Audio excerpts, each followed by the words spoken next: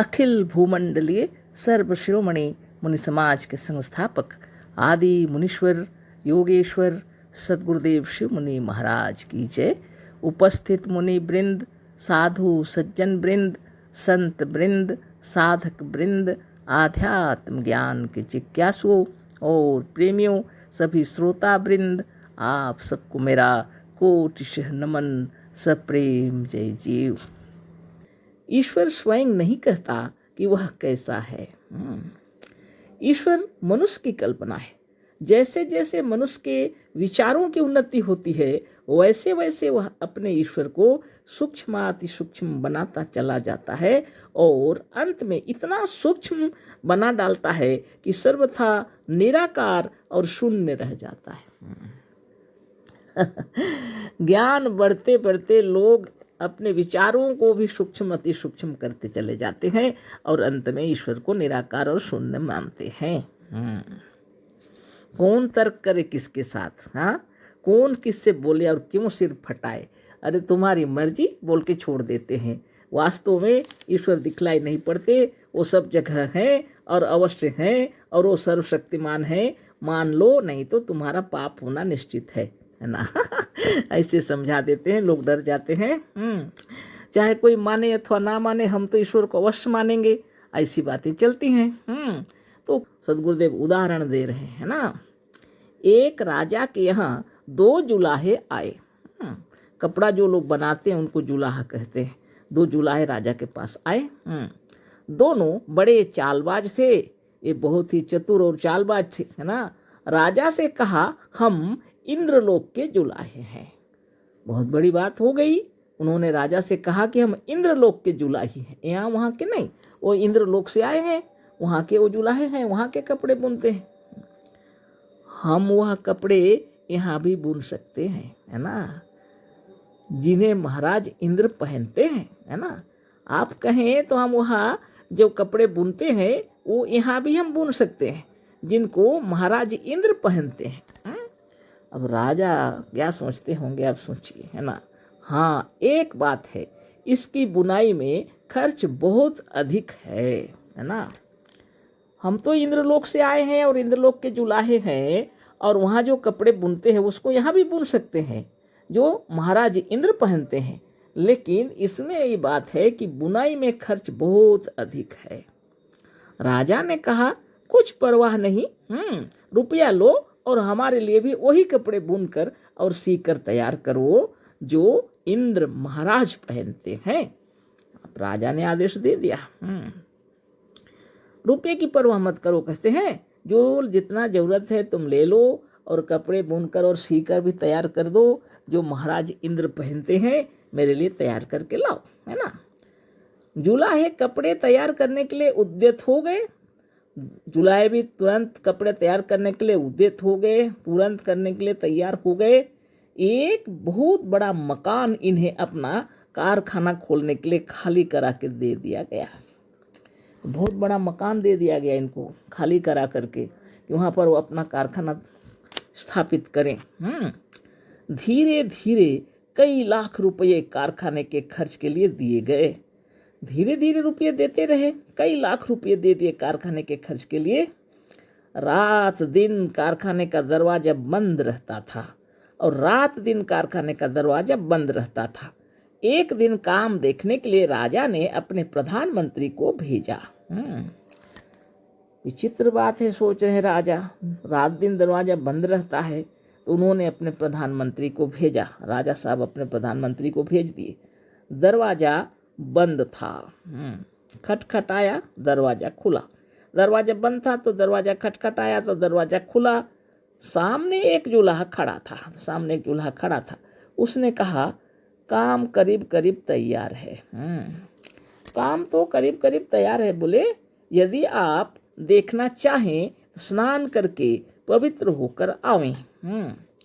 यदि आप देखना ही चाहते हैं तो पहले स्नान करके और पूर्ण पवित्र होकर के आइए, है ना, क्योंकि अपवित्र मनुष्य को यह उतना अच्छा नहीं दिखता।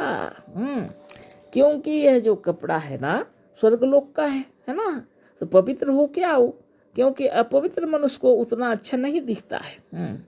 पर राजद्रोही, चोर, वर्णशंकर और गौ ब्राह्मण की हत्या करने वाले को बिल्कुल नहीं दिखता है। मुश्किल की बात हो गई। जो राजद्रोही है, चोर है या वर्ण संकर वाला है और गौ या ब्राह्मण की हत्या किया है, ऐसे व्यक्ति को तो बिल्कुल दिखता ही नहीं है। मंत्री जी स्नान करके आ गए, मकान के भीतर गए, वहाँ वास्तव में कुछ नहीं था। मंत्री जी भी स्नान करके आ गए, मकान के भीतर गए, वहाँ वास्तव में कुछ भी नहीं था। केवल निराकार, बिल्कुल निराकार और निर्विकार कपड़े बड़ी बड़ी दुकानों में तह करके रखे हुए थे। कुछ भी नहीं था वास्तव में, है ना। क्या करें, लेकिन निराकार जिसका आकार प्रकार नहीं है, बिल्कुल निराकार और निर्विकार, उसमें कोई विकार भी नहीं। बड़े माने कपड़े जो रखे हुए थे बड़ी बड़ी संदूकों में तह करके रखे हुए थे।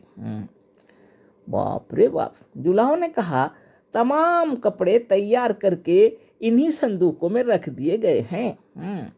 तो तमाम कपड़े जितने जरूरत थे सब हम लोगों ने बना करके इन्हीं संदूकों में रखे हैं। केवल उन्हें सीना बाकी है। अब इनकी सिलाई होगी, है ना, सीना बाकी है। 1 महीने में वह भी हो जाएगा, कोई बात नहीं, 1 महीने में वह भी हो जाएगा। इसी चैत्र शुक्ल एकादशी को के दिन हम लोग अपने हाथों से इसे महाराज को पहनाएंगे। कोई बात नहीं, सीने में 1 महीने लग जाएंगे, कोई बात नहीं है। इसी चैत्र शुक्ल एकादशी के दिन हम लोग अपने हाथों से इसे महाराज को पहनाएंगे। बहुत ही अच्छे हैं। हाँ, इनके गुण अनिर्वचनीय हैं, वाणी से इसको बोलना मुश्किल है, वचन इसका गुणगान कर नहीं सकेंगे। इतने अच्छे और इतने सुंदर ये कपड़े ऐसे चमकदार हैं कि इन पर आंखें नहीं ठहरती। इतने चमकदार हैं कि इन पर आंखें नहीं ठहरती हैं। इनके प्रकाश के सामने तो साधारण लोग अपनी आंखें भी फेर लेते हैं, है ना। इनके प्रकाश के सामने तो साधारण लोग अपनी आंखें भी फेर लेते हैं, देख नहीं पाते। बड़ी बात हो गई। एक संदूक खोली गई। मंत्री जी ने देखा उसमें कुछ नहीं है। मंत्री जी ने देखा उसमें कुछ भी नहीं है। सर्वथा निर्विकार, निराकार और निर्गुण कपड़े भरे हुए थे। तो मंत्री के सामने खोल दिया संदूक। मंत्री जी देख रहे हैं कि उसमें तो कुछ भी नहीं है, लेकिन ये जो बता रहे हैं उसमें कपड़े हैं। बड़ी विचित्र बात हो गई। सर्वथा निर्विकार, जिसमें कोई विकार ही नहीं है, निराकार और निर्गुण कपड़े भरे हुए थे। जुलाहे झूठ मूठ में उसमें हाथ डालते और एक निराकार थान को निकाल कर उसी तरह से दिखाते मानो उनके हाथों में सचमुच किसी अच्छे कपड़े का थान मौजूद है। अब विचित्र बात हो गई, है ना। जुलाहे क्या करते, हाथ उसमें डालते और कपड़े को निकालते, जैसे कोई थान से कपड़ा निकालते हैं ना, जैसे दुकानों में, वैसे ही वो दिखा रहे थे। उनके हाथों में सचमुच किसी अच्छे कपड़े का थान मौजूद है जैसा लग रहा था देखने से। जुलाहे कहते, देखिए कैसा अद्भुत, अलौकिक, विचित्र और दिव्य वस्त्र है ना। देखिए बोलते, जुलाहे कहते, वाह बोलते, कितना खूबसूरत, अद्भुत, अलौकिक। अलौकिक तो होगा, इस लोक का नहीं है, तो इंद्र लोक का है। विचित्र और दिव्य वस्त्र है ना। मंत्री जी हैरान थे। 20 वर्ष हुए मंत्री जी ने क्रोध के वशीभूत हो एक ब्राह्मण को मार डाला था। मंत्री जी हैरान हो गए, अब सोच में पड़ गए, है ना। बड़ी विचित्र बात हो गई। मन के अंदर में एक विचार हो गया उत्पन्न। 20 वर्ष बीत गए, सोचते हैं। हाँ, एक क्रोध के कारण मैंने एक ब्राह्मण को मार डाला था, याद हो गया उनको। हाँ, इस बात को कोई जानता नहीं था, इस बात को कोई भी नहीं जानते थे, पर उनको तो पता है ना। हाँ, यदि यह बात खुल जाती तो मंत्री जी की फांसी रखी हुई थी। अभी तक तो कोई जानते नहीं थे कि इन्होंने एक ब्राह्मण को मार डाला है। 20 वर्ष तक हो गए, है ना। अगर ये बात खुल गई तो फांसी रखी हुई है इनके लिए। मंत्री जी ने सोचा, है ना, क्या किया जाए। हाँ, कपड़े होंगे और अवश्य होंगे, पर हमें नहीं दिखते। मंत्री भी सोच में पड़ गए, अवश्य ही होंगे कपड़े इसके अंदर, लेकिन हमें नहीं दिखते क्योंकि हमने एक ब्राह्मण को मार दिया था, है ना। आगे बढ़ते हैं अब, है ना। इसका कारण हमारा घोर पाप है, हमने ब्रह्म हत्या की है। जुलाहों ने पहले ही कह दिया है कि राजद्रोही, चोर, वर्ण संकर और गौ ब्राह्मण की हत्या करने वालों को यह वस्त्र बिल्कुल नहीं दिखते। मंत्री जी ने सोचा, यदि हम यह कहते हैं कि हमें कुछ नहीं दिखता तो बड़ा अनर्थ होता है। सारा भेद खुल जाएगा और हमारी नौकरी ही नहीं जाएगी, जान भी जाएगी। बस अब क्या था, जितनी प्रशंसा उन निराकार कपड़ों को जुलाहे करते, उसकी दूनी मंत्री जी स्वयं करने लगे। वाह वाह, कैसा अच्छा कपड़ा है। मंत्री जी कहते, जुलाहे तुम धन्य हो, तुम लोग सचमुच कोई देवता हो, ऐसे कपड़े मनुष्य नहीं बुन सकते थे। अब देखिए, है ना। क्या बात है। हाँ, सदगुरुदेव शिव मुनि महाराज की जय। प्रधानमंत्री सोच रहे हैं कपड़े तो अवश्य होंगे, लेकिन हमें नहीं दिख रहे, क्योंकि हमने आज से 20 वर्ष पहले एक ब्राह्मण की हत्या कर दी थी। और किसी को मालूम भी नहीं था, लेकिन उसी घोर पाप के कारण हमको ये वस्त्र नहीं दिख रहे हैं। अगर हम कह दे कि नहीं दिख रहे तो घोर पाप का पता चल जाएगा। और जान तो जाएगी, नौकरी तो जाएगी ही जाएगी, जान भी चले जाएगी। बहुत मुश्किल में पड़ गए, अब कोई उपाय नहीं। इसलिए अब क्या करते हैं, वो जितना जुलाहे उन कपड़ों की प्रशंसा कर रहे हैं, उसे दूनी प्रशंसा करना आरंभ कर दिए। वाह वाह, कैसा अच्छा कपड़ा है। मंत्री जी कहते, जुलाहे तुम धन्य हो, तुम लोग सचमुच कोई देवता हो, ऐसे कपड़े मनुष्य नहीं बुन सकते थे। प्रधानमंत्री ने जाकर राजा से इन वस्त्रों की खूब प्रशंसा की। यह भी कह दिया कि वस्त्र अत्यंत पवित्र और दिव्य हैं, इसलिए किसी राजा को भी बतला रहे अभी, है ना। इसलिए किसी चोर, राजद्रोही, वर्ण संकर और गौ ब्राह्मण की हत्या करने वालों को नहीं दिखते। पर कपड़े ऐसे चमकदार हैं कि उन पर आंखें भी नहीं ठहरती। साधारण लोग तो उन कपड़ों को देखकर आंखें फेर लेते हैं। बड़े ही सुंदर, अद्भुत और विचित्र हैं। बारीक तो ऐसे हैं कि ईश्वर की तरह बिल्कुल निराकार और निर्विकार हैं। बताइए। कौन अपने को पापी बताएगा? कौन अपने को दोषी बताएगा भला कि हमने ब्राह्मण की हत्या की थी इसलिए हमें नहीं दिख रहे थे, लेकिन आपको शायद दिख सकता है, ऐसा तो नहीं कहेंगे ना वो। अब राजा साहब को भी बताने लग गए कि वाह क्या बात है, बोले वस्त्र की प्रशंसा करना शुरू कर दिए राजा के पास। लेकिन बोले वो वस्त्र तो बहुत ही पवित्र हैं, और ऐसे वैसे व्यक्ति को दिखने वाले नहीं है वो, है ना। यदि कोई चोर है, राजद्रोही है, वर्ण संकर और गौ ब्राह्मण की हत्या करने वालों की तो दिखते ही नहीं। राजा साहब को बता रहे हैं, बताइए अब। हाँ, अब क्या होगा आगे देखिए, है ना। पर कपड़े ऐसे चमकदार हैं कि उन पर आंखें भी नहीं ठहरती। साधारण लोग तो उन कपड़ों को देखकर आंखें फेर लेते हैं। बड़े ही सुंदर, अद्भुत और विचित्र हैं। बारीक तो ऐसे हैं कि ईश्वर की तरह बिल्कुल निराकार और निर्विकार हैं। राजा उन कपड़ों को पहनने के लिए बहुत ही उतावले हो पड़े, है ना। राजा तो राजा ही है ना, किसी से कम थोड़ी रहेंगे वो, है ना। और भी साधारण जुलाहे नहीं है, इंद्रलोक से आए हैं और महाराज इंद्र पहनते हैं वस्त्र, है ना। अब राजा साधारण थोड़ी हैं, इसलिए ये भी उतावले हो गए, बहुत ही उतावले हो गए। जितना जल्दी हो सके वस्त्र पहनने की इच्छा हुई उनको, है ना। मंत्री जी ने कहा कि अभी उन्हें सीना बाकी है, सिलाई करना बाकी है। बुनकर तैयार हो गए हैं, अभी सिलाई करना बाकी है। जुलाहे स्वयं उन्हें सी कर लावेंगे और चैत्र शुक्ल एकादशी को अपने हाथों से पहना देंगे, है ना। धन्य हो गुरुदेव, क्या बताएं, है ना।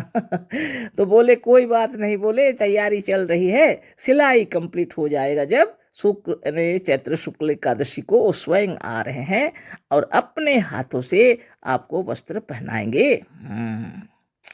राजा बहुत प्रसन्न हुए, बहुत खुश हो गए राजा साहब, है ना। सीधे साधे राजा है ना, क्या जाने, कुछ भी नहीं जानते। तो बड़ी विचित्र बात हो गई। चैत्र शुक्ल एकादशी आ गई। जुलाहों के कहने से बहुत बड़ी सभा लगी। धन्य आत्मा, क्या बताओ, ये कहानी भी विचित्र लिखे हैं गुरुदेव, है ना। राजा आज दिव्य वस्त्रों को धारण करेंगे। राजभर में यह बात बाढ़ के पानी की तरफ फैल गई, सभा लग गई। धन्य हो गुरुदेव।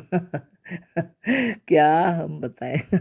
तो बहुत बड़ी भीड़ हो गई, है ना। लोग आने लगे, दूर दूर से पधारे, क्योंकि आज दिव्य वस्त्र धारण करेंगे राजा साहब, है ना। सभा लग गई। जुलाहे भी बड़ी बड़ी संदूकों को 20 कुलियों के ऊपर लदवा कर, है ना, ले आए, है ना। लदवाए हुए सभा में पहुंच गए। ये बहुत चालाक है ये सब, है ना।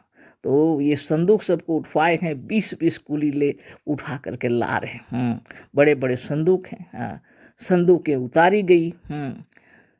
सब संदूकों में बड़े बड़े और दुहरे ताले लगे हुए थे। सभी संदूकों में बड़े बड़े ताले हैं, डबल डबल लगे हुए, है ना। जुलाहों ने आते ही कह दिया कि ये दिव्य वस्त्र राजद्रोहियों, चोरों, वर्णशंकरों और हत्यारों को नहीं दिखेंगे।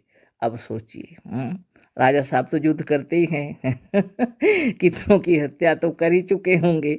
शिकार यूं ही खेलते हैं, कभी कभी जाते हैं तो जीव जंतुओं को भी मार लेते होंगे। अब बताइए, कितनी बड़ी बातें हैं, सोच लीजिए। हाँ, ये वस्त्र किनको नहीं दिखेंगे? जो राजद्रोही हैं, चोर हैं, वर्णशंकरों और हत्यारों को तो बिल्कुल नहीं दिखेंगे।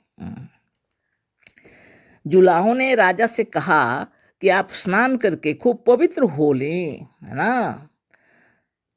स्नानागार में हम स्वयं आकर राजा को दिव्य धोती पहना देंगे।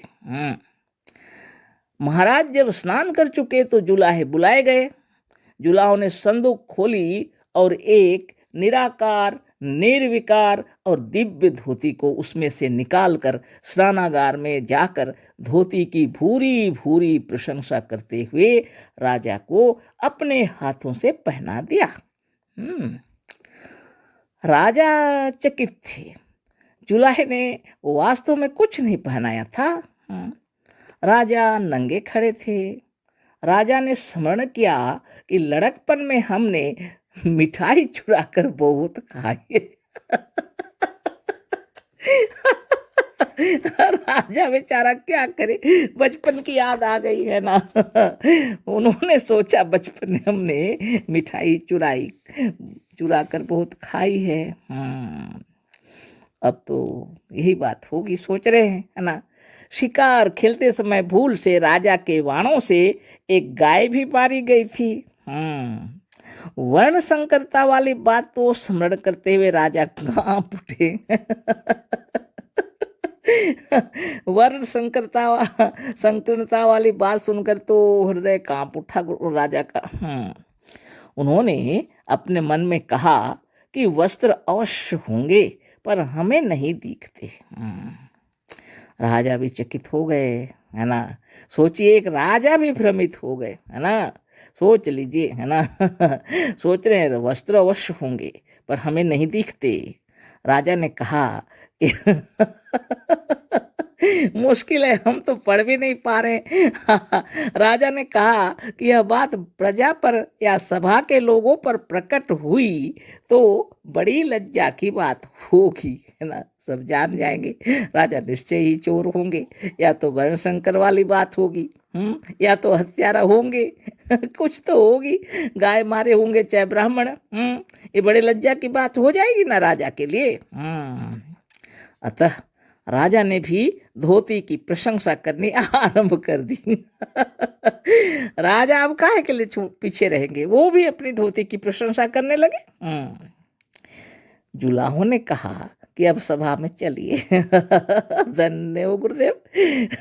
तो राजा साहब से कह रहे जुलाहे, अब चलिए सभा में चलिए।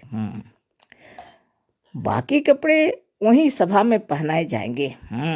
अब तो धोती तो पहना दिए ना, अब चलो सभा में, और बाकी जो कपड़े हैं वही पहना देंगे, है ना।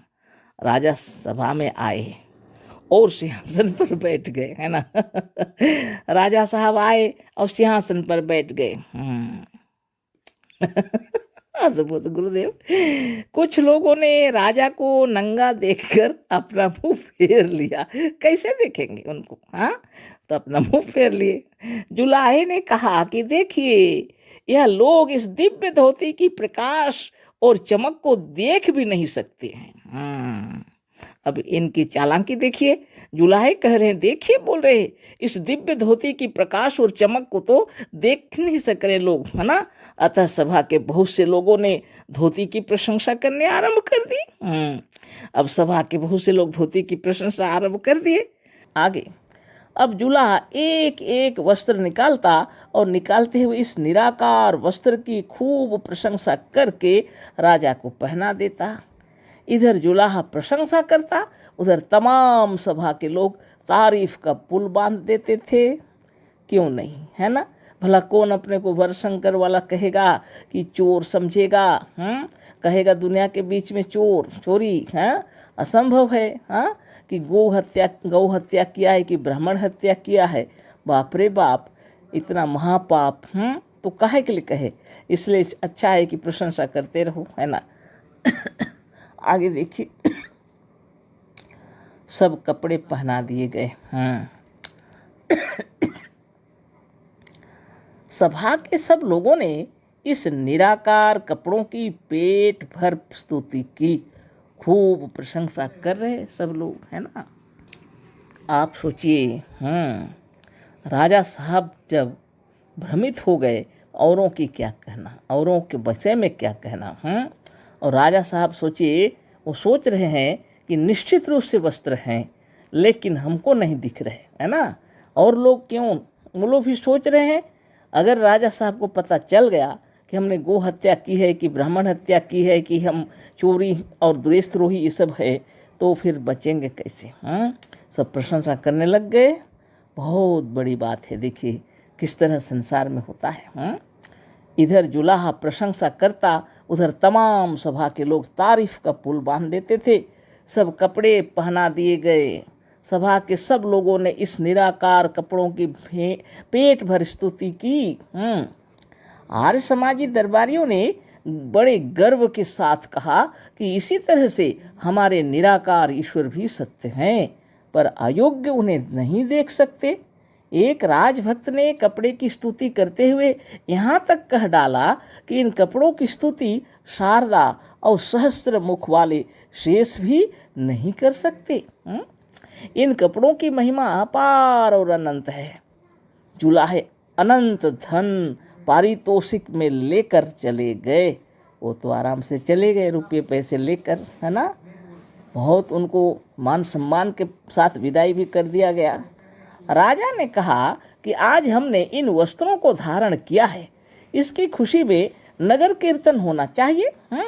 और इन कपड़ों को, संदूकों को बड़े बड़े हाथियों के हौदों पर रखकर इनकी सवारी निकाली जाए। जुलूस, नगर कीर्तन और कपड़ा भगवान की सवारी के आगे आगे पैदल चलने के लिए महाराज स्वयं तैयार हो गए। श्रद्धा की बात है ना। बाजे भी बजने लगे। बड़े बड़े भजनीक और बड़े बड़े व्याख्यानदाता व्याख्यान देते हुए जुलूस के साथ चले।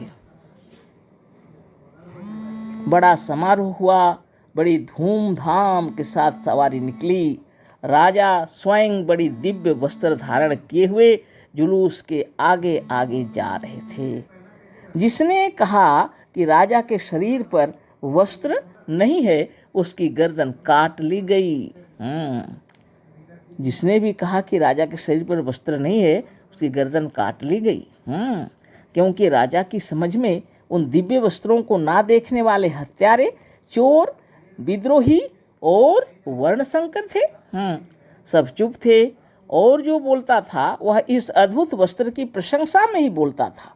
जुलूस ने नगर में प्रवेश किया। राजधानी के बच्चे, वृद्ध और युवा सभी सड़क के दोनों तरफ खड़े थे। गर्दन काटने की बात बच्चों को नहीं मालूम थी। बच्चे कहाँ से जाने, है ना। सड़कों के किनारे जो बच्चे खड़े थे वह एकाएक चिल्ला उठे कि राजा तो नंगा है। राजा तो नंगा है ना। वाह वाह, राजा तो नंगा है ना। बच्चे क्या जानते हैं बेचारे, है ना। वृद्धों और युवकों ने अपना अपना मुंह फेर लिया। स्त्रियां राजा को नंगा देखकर भागने लगी। तमाम लोग कानाफूसी करने लगे। ऐसा धार्मिक और ज्ञानवान राजा पागल हो गया, है ना। क्या करे बेचारे। दुनिया में क्या बोले। धन्य गुरुदेव। इतनी जगह साई, उफ, बेचारा अद्भुत, है ना। क्या बताएं सदगुरु, आपकी महिमा के सामने तो दुनिया ही फीकी है ना। अब ऐसा ऐसा कहानी लिखते हैं, है ना। अब राजा की आंखें खुली। राजा भी सोच में पड़ गए। बच्चे जब बोल रहे हैं तो राजा भी सोच में पड़ गए। तमाम लड़कों को बुलाकर पूछा। लड़के को बुलाए, लड़कों को, लड़के हम कैसे हैं। पिताओं और बड़े बूढ़ों के मना करने पर भी लड़कों ने सच बात कह दी। लाजा, तुम तो लंगे हो, है ना। बड़े बूढ़े भी अब चुप न रहे। देखा यदि लड़कों की गर्दन काट ली गई तो हम जीकर क्या करेंगे। सबने एक स्वर से कहा, महाराज आपको यह क्या हो गया, आप नंगे क्यों हैं।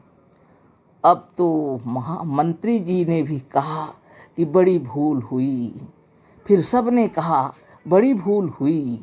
और वहीं राजा ने दूसरा वस्त्र धारण किया और इस निराकार वस्त्र की उपासना से बहुत लज्जित हुए। ओह, कितनी बड़ी बात हो गई देखिए। अब सदगुरु आगे क्या कह रहे हैं ना। ठीक यही दशा ईश्वर की है, जिसके पक्ष में कोई प्रमाण नहीं, कोई युक्ति नहीं, और जिसे आज तक किसी ने किसी इंद्रिय द्वारा प्रत्यक्ष नहीं किया, वही निर्विकार और शून्य ईश्वर सर्वोपरि माना जा रहा है। स्वयं अपनी कल्पना से एक मालिक को बनाकर यह मनुष्य स्वयं उसका गुलाम बन रहा है। स्वयं अपनी कल्पना से ईश्वर रूपी शासक को बनाकर मनुष्य स्वयं उसके काल्पनिक हाथों से दंड भोग रहा है। बड़ा आश्चर्य है। जो आत्म तत्व सर्वोपरि है, जो मालिक का भी मालिक और खालिक का भी खालिक है, वही अपनी कल्पना और रचना का मखलूक और गुलाम हो रहा है। आज इतना ही। अशेष धन्यवाद। कोटिशः नमन। सप्रेम जय जीव। सद्गुरुदेव शिव मुनि महाराज की जय।